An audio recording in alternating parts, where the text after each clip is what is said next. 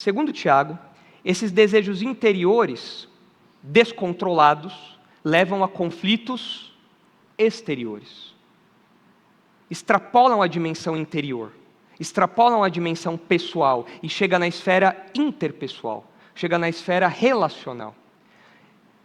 E esses conflitos externos acontecem dentro da igreja, segundo Tiago apresenta aqui para nós, quando ele fala das guerras e contendas que existiam entre os irmãos. E as palavras que Tiago usa aqui descrevem uma postura de hostilidade e antagonismo. E os irmãos devem reparar no seguinte detalhe: as duas palavras que ele usa, de guerras e contendas, estão no plural, o que parece indicar que esse quadro, esse comportamento era algo repetitivo, não era algo pontual. Não era uma coisa que aconteceu uma vez e nunca mais, era uma coisa que se repetia, fazia parte da experiência cotidiana daqueles irmãos. Tiago diz que quando os desejos interiores prevalecem no conflito, é como se um exército impiedoso, impetuoso, passasse por cima de qualquer pessoa que se opõe aos seus interesses. A minha vontade, o meu prazer é ter isso. Não se ponha na minha frente, porque eu vou passar por cima de você. Como um exército, eu vou fazer guerra contra você, porque eu quero que a minha vontade prevaleça. E então, nasce o conflito na igreja. E então, nasce a briga na igreja, nasce a hostilidade, nasce a inimizade, nasce o antagonismo, nasce tudo isso. O meu desejo vai prevalecer. Eu quero satisfazer esse prazer de dentro do meu coração. E se você se pôr na minha frente, eu vou passar por cima de você. Pronto. Está armado o cenário para esse conflito, está armado o cenário para essas guerras que Tiago descreve aqui. Agora, se os irmãos olharem Gálatas capítulo 5, os irmãos vão reparar que Tiago não é o único autor bíblico a lidar com isso, com os conflitos dentro da igreja e como isso tem relação com a nossa natureza pecaminosa, com a carnalidade, como a gente está chamando aqui.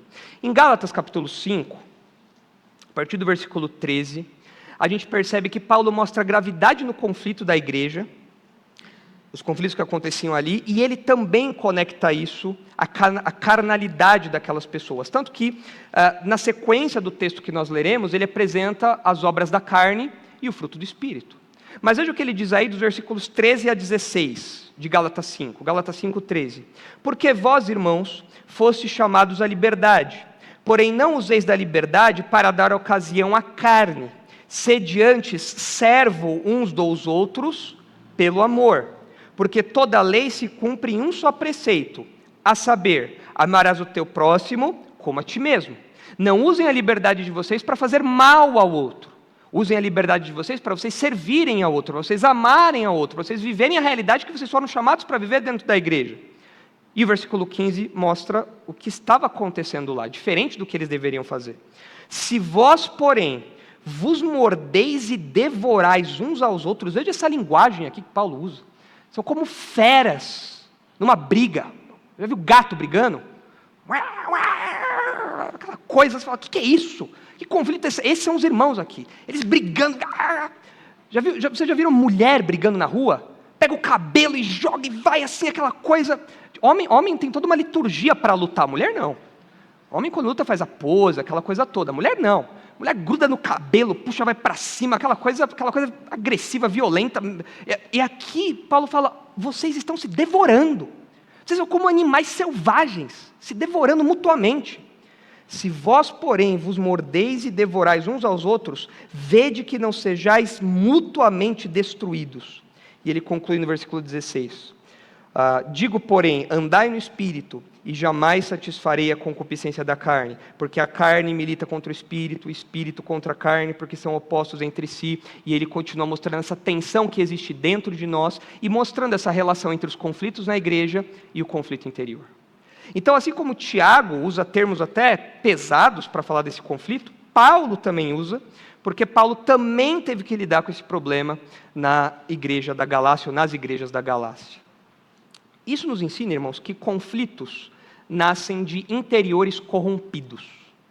Conflitos na igreja nascem do nosso coração corrompido, não nascem das circunstâncias e não nascem do ambiente. Tiago nos chama aqui a uma responsabilidade pessoal pelo conflito. O conflito nasce no seu coração, o conflito nasce no meu coração. Não é algo de fora para dentro, é algo de dentro para fora. A indisposição, a animosidade, o espírito bélico, a hostilidade, tudo isso nasce no coração humano.